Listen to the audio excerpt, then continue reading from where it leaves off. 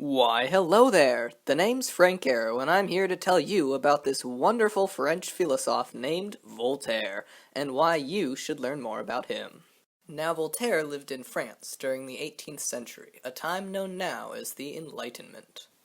During the Enlightenment, great thinkers realized that blindly following traditional establishments, Catholic Church, might not be one of the greatest ideas. Speaking of everyone's favorite religious establishment, the Catholic Church, none were so critical of it as our man, Voltaire.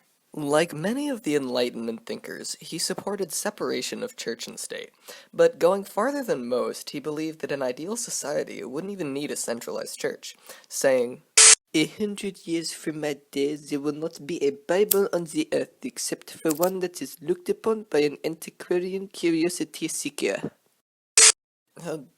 Anyways, Voltaire went so far as to create his own religion, deism. Like Christians, deists believed that an all-powerful God created the universe. However, they believed that he just kind of peaced out after doing so.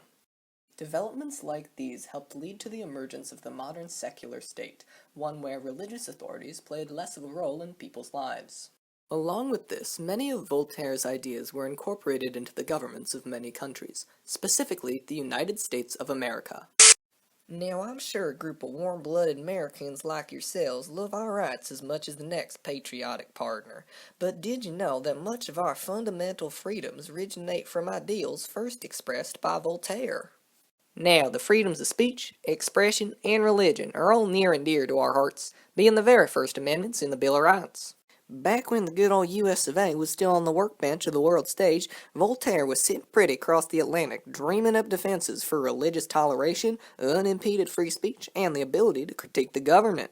The frameworkers of the Constitution looked to European thinkers for ideals to base their new government on, and many of Voltaire's strongest beliefs were directly translated into the Bill of Rights, showing just how important he was.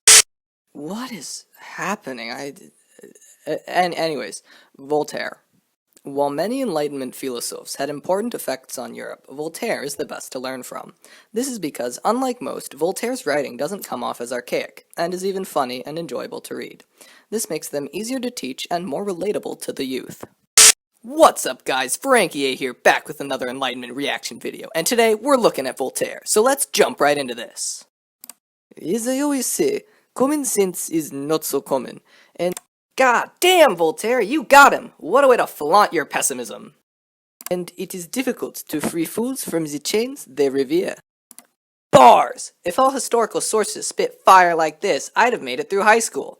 Let's see what else he has to say. I detest what you write, but I would give my life to make it possible for you to continue to write. Classic Voltaire, defending free speech with a clever quote, couldn't be done better. Slap some of those quotes into any boring Enlightenment lecture and kids would be laughing and learning rather than sleeping.